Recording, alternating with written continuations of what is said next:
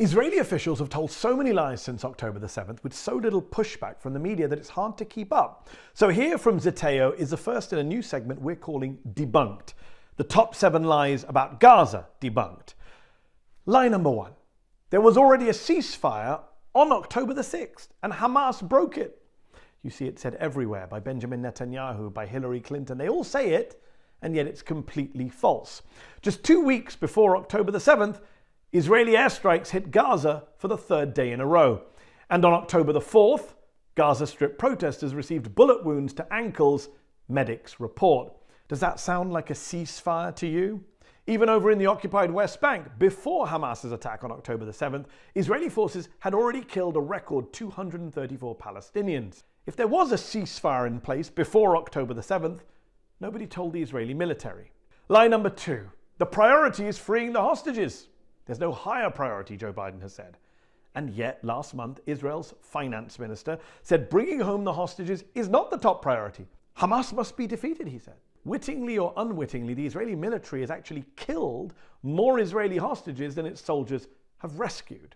In fact, as one Israeli journalist recently tweeted, citing new reporting from an Israeli news website, 10 hostages were killed by Israeli airstrikes in Gaza, some even as the Israeli military had intel they were residing in the buildings that were targeted. The IDF reportedly killed their own citizens and then lied and said they died in, quote, Hamas captivity. But sure, it's all about the hostages. Lie number 3. 40 beheaded babies. How can we forget the most emotive and most offensive lie of this entire conflict? A lie that went viral and was repeated by the President of the United States, who falsely said he saw pictures of beheaded babies, even though there weren't any.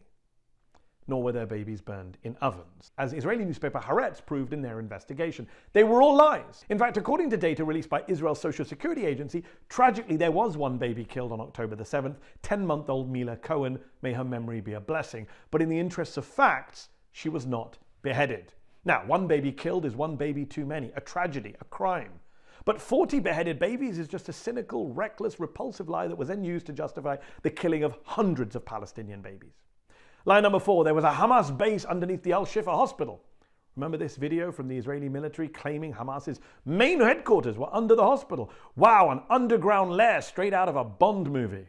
To this day, we have yet to see any evidence of such a headquarters under Al-Shifa. Sure, as the AP has reported, the Israelis found a pair of metal cots in a room fashioned from rusty white tile. They appeared to be out of use. Meanwhile, the Washington Post said the underground rooms found by Israel showed no immediate evidence of military use by Hamas, and Israel has provided no hard evidence that Hamas was using the hospital as a command and control center. The Israeli military lied so that they could attack more hospitals under the same false pretext. Lie number 5, you can't trust the Hamas health ministry. Remember what Israeli spokesman Mark Regev said to me on Peacock back in November? The Gaza Health Ministry says Israel has killed more than 11,000 people in Gaza, including a record number of children. Let me finish my question. No, but you can't say that. No, but you said you have to say the Hamas-controlled Ministry of Health in Gaza. I don't have to say what you asked me to say. Why mention Hamas-controlled every time? Because you can't trust the health ministry's numbers, right? Except the Israeli military does. The Israeli military has secretly found the Gaza Health Ministry's casualty figures to be reliable and even uses those numbers for its own intelligence briefings. Oh, and the world's most famous medical journal, The Lancet, found no evidence of inflated mortality reporting from the Gaza Ministry of Health. Lie number 6, there is no hunger in Gaza. That is an exact quote from an Israeli defense official. And it's a lie, obviously. Ask the parents of poor Mahmoud Fatou, the 2-month-old baby who starved to death recently in Gaza. According to the World Food Programme, 4 out of 5 of the hungriest people in the world right now are in Gaza.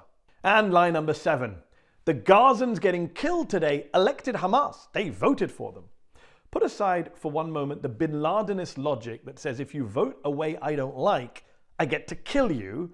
It's just not true that Gazans elected Hamas. It's a lie. Half of the population of Gaza are kids under the age of 18. Most of them weren't even born when the last elections in Gaza took place nearly 2 decades ago. And even in those 2006 legislative elections, Hamas didn't win a majority of the votes cast in Gaza. So, again and again, the Israeli government and its supporters in the West tell brazen, shameless lies about the war. And so again and again, we must call out those dangerous and deadly lies, even if others in our media won't.